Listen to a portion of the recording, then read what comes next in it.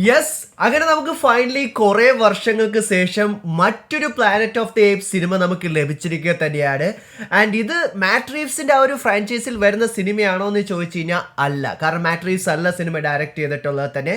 എന്നിരുന്നാൽ തന്നെ ഇതിനു മുമ്പ് ഇറങ്ങിയിട്ടുണ്ടായിരുന്ന war of the planet of the apes, dawn of the planet of the apes, പിന്നെ rise of planet of apes, ഈ സിനിമയുടെ ഒരു സീക്വൽ ആയിട്ടാണ് kingdom of planet of apes എന്ന് പറഞ്ഞിട്ടുള്ള ഈ നാലാമത്തെ സിനിമ നമുക്ക് ലഭിച്ചിട്ടുള്ളത് തന്നെ.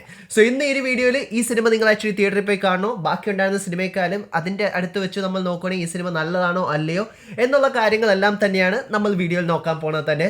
അപ്പൊ നിങ്ങളുടെ ആരുടെയും സമയം ഞാൻ കളയുന്നില്ല, നേരെ നമുക്ക് വീഡിയോയിലേക്ക് കിടക്കാം. അപ്പൊ kingdom of planet of apes ഈ സിനിമ ഞാൻ നിങ്ങളോട് പറഞ്ഞിട്ടുണ്ടായിരുന്നു, ഡയറക്ട് ചെയ്തിട്ടുള്ള മാറ്റ് റീവ്സ് അല്ല, ഈ സിനിമ ഡയറക്ട് ചെയ്തിട്ടുള്ള വെസ്റ്റ് ബാൾ ആണ്. ആൻഡ് വെസ്റ്റ് ബാളിനെ കുറിച്ച് പറഞ്ഞു കഴിഞ്ഞാൽ മെയ്സ് റണ്ണർ ഫ്രാഞ്ചൈസിലുള്ള സിനിമ നിങ്ങൾ കണ്ടിട്ടുണ്ടെങ്കിൽ അറിയാൻ പറ്റും, അത്യാവശ്യം നല്ലൊരു ഡയറക്ടർ തന്നെയാണ് വെസ്റ്റ് ബാൾ ആസ് എ ഒരു ഡയറക്ടർ എന്നുള്ള രീതിയിൽ നമ്മൾ നോക്കുകയാണെങ്കിൽ തന്നെ.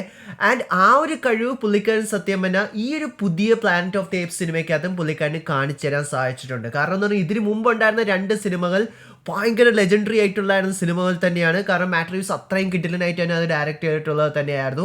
സോ അവിടെ നമ്മൾ ആക്ച്വലി കിങ്ഡത്തിലേക്ക് വരുമ്പോഴത്തേക്കും നമുക്ക് ഒത്തിരിയധികം രീതിയിൽ പ്രതീക്ഷകൾ ഉണ്ടാവും.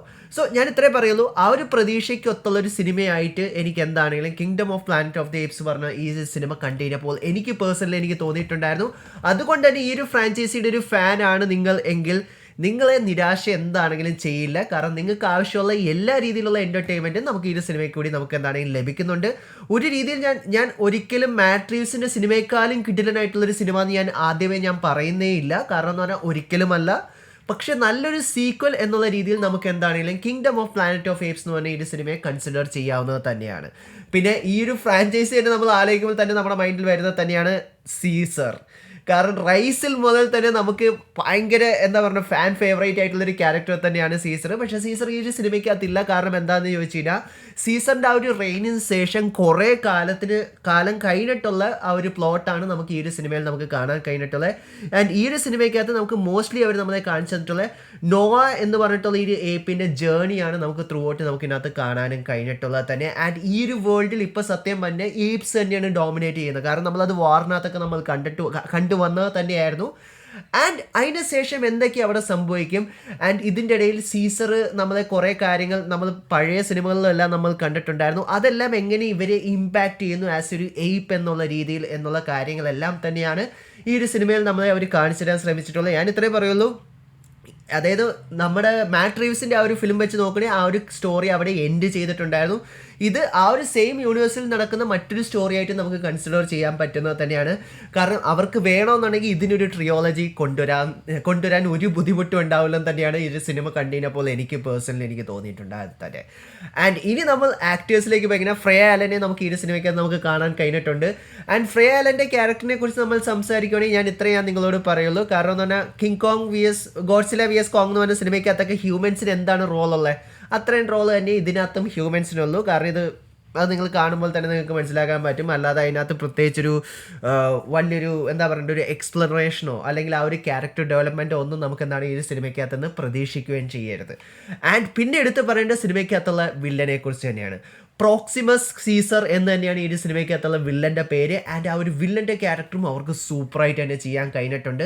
കാരണം ഇതിനു മുമ്പ് ഉണ്ടായിരുന്ന സിനിമേനേക്കാളും കുറച്ചും കൂടിയുള്ളൊരു മെനസിങ് ആയിട്ടുള്ളൊരു വില്ലനെ അവർക്ക് ഈ ഒരു സിനിമയിൽ കൊണ്ടുവരാൻ സാധിച്ചു എന്ന് തന്നെയാണ് എനിക്ക് പേഴ്സണലി എനിക്ക് തോന്നിയിട്ടുണ്ടായത്. കാരണം പുള്ളിക്കാരൻ്റെ എത്തിക്സ് ആണെങ്കിലും പുള്ളിക്കാരൻ്റെ ഹ്യൂമൻസിനോടുള്ള പുള്ളിക്കാരൻ്റെ ആ ഒരു ഐഡിയോളജിയും എല്ലാം അവർ ഈ ഒരു സിനിമയിൽ നമ്മളെ നല്ല രീതിയിൽ തന്നെ കാണിച്ചു തന്നിട്ടുണ്ട്. സോ അത് ഈ ഒരു സിനിമയുടെ ഏറ്റവും വലിയൊരു പ്ലസ് പോയിന്റുമാണ്. പിന്നീട് എടുത്ത് പറയേണ്ട ഈ ഒരു 2 മണിക്കൂർ 25 മിനിറ്റ് റൺ ടൈം ഉള്ള സിനിമയാണെങ്കിൽ തന്നെ സിനിമയുടെ ആ ഒരു പേസിങ് നല്ല രീതിയിൽ തന്നെ ഫാസ്റ്റ് ആയിട്ടാണ് നമുക്ക് കാണാൻ കഴിഞ്ഞിട്ടുള്ളത് തന്നെ. കാരണം അതുകൊണ്ട് തന്നെ ഒരു രീതിയിലും നമുക്ക് എന്താണ് ലാഗ് നമുക്ക് തോന്നില്ല. കാരണം ഇതിനു മുമ്പുണ്ടായിരുന്ന സിനിമയിലൊക്കെ എനിക്ക് കുറച്ചധികം രീതിയിൽ ലാഗ് ചില സീൻസിനകത്ത് എനിക്ക് തോന്നിയിട്ടുണ്ടായിരുന്നു. പക്ഷേ ഈ ഒരു സിനിമയിലേക്ക് നോക്കി കഴിഞ്ഞാൽ ഒരു രീതിയിലുള്ള ലാഗ് നിങ്ങൾക്ക് സ്റ്റാർട്ടിങ് മുതൽ എൻഡിങ് വരെ നിങ്ങൾക്ക് എന്താണെങ്കിലും തോന്നുമെന്ന് എനിക്ക് പേഴ്സണലി എനിക്ക് തോന്നുന്നില്ല. കാരണം അത്രയും നല്ല രീതിയിൽ തന്നെ ഒരു പേസിങ് അവർക്ക് ഇതിനകത്ത് കൊടുക്കാനും കഴിഞ്ഞിട്ടുണ്ട്. ആൻഡ് അതുകൂടാതെ തന്നെ ഇതിനകത്തുള്ള ഓരോ ക്യാരക്ടേഴ്സും ഭയങ്കര ലൈക്കബിൾ ആയിട്ട് എനിക്ക് തോന്നി. കാരണം കുറേയധികം അത്യാവശ്യം ചെറിയ രീതിയിലുള്ള ഹ്യൂമറും നമുക്ക് സിനിമയ്ക്കകത്ത് നമുക്ക് ലഭിക്കുന്നുള്ളത് തന്നെയാണ്. ആൻഡ് ഇവർക്ക് ഈ ഒരു സ്റ്റോറി വെച്ച് ചെയ്യാൻ പറ്റിയിട്ടുണ്ടായിരുന്ന ഏറ്റവും വലിയൊരു കാര്യം എന്താണെന്ന് വെച്ച് കഴിഞ്ഞാൽ അത് ഈ ഒരു ക്യാരക്ടർ ബിൽഡിംഗ് തന്നെയാണ്. കാരണം സീസറിനെ പോലത്തെ ഒരു ഐക്കോണിക് ആയിട്ടുള്ളൊരു ക്യാരക്ടർ ഇല്ലാതെ ഈ സിനിമ വരുമ്പോൾ നമ്മുടെ മൈൻഡിൽ ഉണ്ടാകുന്ന ഏറ്റവും വലിയൊരു തോട്ട് തന്നെയാണ് ഈ സിനിമ വർക്കൗട്ട് ആവുമോ ഫാൻസിൻ്റെ ഇടയിൽ എന്നുള്ളൊരു കാര്യം തന്നെ. പക്ഷെ അതാണ് ഇവിടെ അവർ തിരുത്തി കാണിച്ചു തന്നിട്ടുള്ളത്. കാരണം സീസറിൻ്റെ ആ ഒരു പ്രസൻസ് ഇല്ലെങ്കിൽ നമുക്ക് ത്രൂ ഔട്ട് ആ ഒരു സീസർ നമ്മളെ പഠിപ്പിച്ചിട്ടുള്ള പല കാര്യങ്ങളും എല്ലാം അവർ ഈ ഒരു സിനിമയ്ക്കകത്ത് റീകോട്ട് ചെയ്യുന്നത് നമ്മളെ കാണിച്ചു തന്നിട്ടുണ്ട്. ആൻഡ് അതുകൊണ്ട് തന്നെ നമ്മൾ ആക്ച്വലി ഇതിൻ്റെ സ്റ്റോറി പ്ലോട്ടിലേക്ക് നോക്കിക്കഴിഞ്ഞാൽ അവർക്ക് നല്ല രീതിയിൽ തന്നെ ക്യാരക്ടർ ഡെവലപ്മെൻറ്റ് അവർക്ക് ഇതിനകത്ത് ത്രൂ ഔട്ട് ചെയ്യാൻ കഴിഞ്ഞിട്ടുണ്ട്. അത് ഈ ഒരു സ്ക്രിപ്റ്റിൻ്റെ മികവായിട്ട് തന്നെയാണ് എനിക്ക് തോന്നിയത്. പിന്നെ മാറ്റ് റീവ്സിൻ്റെ war of planet of the apes എന്ന് പറഞ്ഞ സിനിമ ഇറങ്ങിയ സമയത്ത് ഒത്തിരിയധികം രീതിയിലുള്ള കോൺട്രവേഴ്സി ആ ഒരു സിനിമയ്ക്കകത്ത് കിട്ടിയതിൻ്റെ ഏറ്റവും വലിയ റീസൺ എന്താണെന്ന് വെച്ചാൽ നമ്മൾ പ്രതീക്ഷിച്ചതിൻ്റെ അത്രയും അതിനകത്ത് ആക്ഷൻ സീക്വൻസ് സിനിമയ്ക്ക് ഡെലിവർ ചെയ്യാൻ സാധിച്ചിട്ടില്ലായിരുന്നു. സോ അത് നമ്മൾ കിങ്ഡത്തിലേക്ക് നോക്കിക്കഴിഞ്ഞാൽ ആ ഒരു വലിയൊരു കാര്യം അവർക്ക് എന്താണെങ്കിലും ഇതിനകത്ത് കൊണ്ടുവരാൻ സാധിച്ചിട്ടുണ്ട്. നമുക്ക് അത്യാവശ്യം നല്ല രീതിയിലുള്ള ആക്ഷനും അതിൻ്റെ നല്ല രീതിയിൽ തന്നെ കോറിയോഗ്രാഫിയും നമുക്ക് ത്രൂ ഔട്ട് ഈ സിനിമയ്ക്കകത്ത് കാണാൻ കഴിഞ്ഞിട്ടുണ്ട്. സോ ആക്ഷൻസ് ഇഷ്ടപ്പെട്ട് നിങ്ങൾ പോവുകയാണെങ്കിൽ നിങ്ങൾ ഒരു രീതിയിലും അത് നിങ്ങളെ നിരാശപ്പെടുത്തില്ല. പക്ഷെ ഇതെല്ലാം ഞാൻ പറയുകയാണെങ്കിൽ തന്നെയും ഈ ഒരു സിനിമയുടെ ഏറ്റവും വലിയൊരു പ്ലസ് പോയിന്റ് എന്താണെന്ന് വെച്ചാൽ അത് ഈ സിനിമയുടെ CGI VFX തന്നെയാണ്. 10 out of 10 കൊടുക്കാതിരിക്കാൻ സാധിക്കില്ല. കാരണം അത്രയും നല്ലൊരു ദൃശ്യവിസ്മയമായിട്ടാണ് ഈ ഒരു സിനിമ കണ്ടിരുന്നപ്പോൾ എനിക്ക് പേഴ്സണലി എനിക്ക് തോന്നിയിട്ടുണ്ടായിരുന്നത്. കാരണം എന്ന് പറഞ്ഞാൽ ഓരോ കുരങ്ങന്മാരുടെ അവർ ആക്ച്വലി മോഷൻ ക്യാപ്ചർ ചെയ്തേക്കണമായിരുന്നു. നിങ്ങൾ കണ്ടു കഴിഞ്ഞാൽ നിങ്ങൾക്ക് തന്നെ തോന്നും അത് ശരിക്കും ഒരു മൃഗമാണ് എന്നുള്ളൊരു കാര്യം നമുക്ക് പേഴ്സണലി നമുക്ക് തോന്നിപ്പോകും. കാരണം അത്രയും കിഡിലനായിട്ട്, കാരണം അവരുടെ ഓരോ ഹെയർ ഒക്കെ വെച്ച് നിങ്ങൾ നോക്കുവാണെങ്കിൽ തന്നെ നിങ്ങൾക്ക് മനസ്സിലാക്കാൻ പറ്റും ഭയങ്കര റിയലിസ്റ്റിക് ആയിട്ട് അവർക്ക് CGI വിഷ്വൽ എഫക്ട്സും ചെയ്യാൻ കഴിഞ്ഞിട്ടുണ്ട്. കാരണം എന്ന് പറഞ്ഞാൽ ഇപ്പോൾ അവതാറിന് ശേഷം നമുക്കറിയാം ഒത്തിരി ഇതിനേക്കാളും നല്ല കുറേ CGI VFX ഉള്ള സിനിമകളൊക്കെ വരും നമ്മൾ കണ്ടിട്ടുണ്ട്. അതിനകത്ത് നമുക്ക് പെടുത്താൻ പറ്റുന്ന ഒരു സിനിമ തന്നെയാണ് kingdom of planet of apes എന്ന് പറഞ്ഞ ഒരു സിനിമ. കാരണം ഏതൊരു രീതിയിൽ നിങ്ങൾ നോക്കിക്കഴിഞ്ഞാൽ അതായത് മൊത്തം CGI എന്ന് ഞാൻ പറയുന്നില്ല, അവർക്ക് ചെയ്യാൻ പറ്റുന്ന സ്ഥലത്തൊക്കെ അവർ സത്യം പറഞ്ഞാൽ പ്രാക്ടിക്കൽ എഫക്ട്സും യൂസ് ചെയ്തിട്ടുണ്ട്. ആൻഡ് അതുകൊണ്ടാണ് നമ്മൾ ഏതൊരു രീതിയിൽ നിങ്ങൾ ഈ ഒരു സിനിമയിലേക്ക് നോക്കിക്കഴിഞ്ഞാലും ഭയങ്കര റിയലിസ്റ്റിക് ആയിട്ട് നിങ്ങൾക്ക് തോന്നുള്ളൂ. കാരണം എന്ന് പറഞ്ഞാൽ അപ്പുറത്തേക്ക് നമുക്കറിയാം അതൊരു CGI ആയിട്ടുള്ളൊരു ക്യാരക്ടർ ആണെങ്കിൽ തന്നെയും ഭയങ്കര റിയലിസം ഇത്രയധികം കൊണ്ടുവന്നിട്ടുള്ള ഒരു VFXും CGIയും ഈ വർഷം ഞാൻ വേറൊരു സിനിമയിൽ ഞാൻ കണ്ടിട്ടില്ല. ആൻഡ് അത് ഈ ഒരു സിനിമയുടെ എപ്പിക് ആയിട്ടുള്ളൊരു കാര്യം തന്നെയാണ്.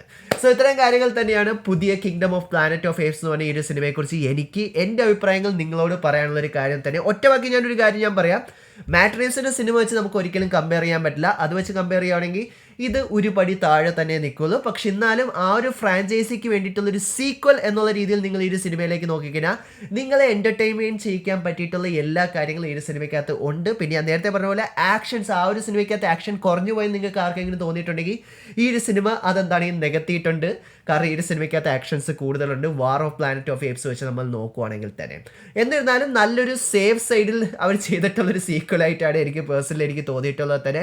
അതുകൊണ്ട് തന്നെ നിങ്ങൾക്ക് തിയേറ്ററിൽ പോയി ഒരു പ്രാവശ്യം കാണാനുള്ള എല്ലാ സാധനങ്ങളും ഈ ഒരു സിനിമയ്ക്കകത്തുണ്ട്. സോ ഇതെല്ലാം തന്നെയാണ് എനിക്ക് നിങ്ങളോട് ഈ ഒരു സിനിമയെക്കുറിച്ച് പറയാനുള്ള ഒരു കാര്യങ്ങൾ തന്നെ. സോ നിങ്ങൾ ആക്ച്വലി ഈ ഒരു ഫ്രാഞ്ചൈസിയുടെ ഒരു ഫാനാണോ അല്ലയോ എന്നുള്ള കാര്യങ്ങളെല്ലാം താഴെ കമൻറ്റ് ബോക്സിൽ കമൻറ്റ് ചെയ്യാവുന്നത് തന്നെയാണ്.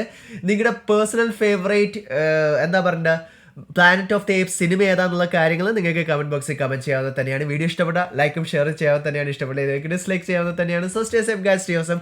See you guys in next episode. പോഞ്ച്.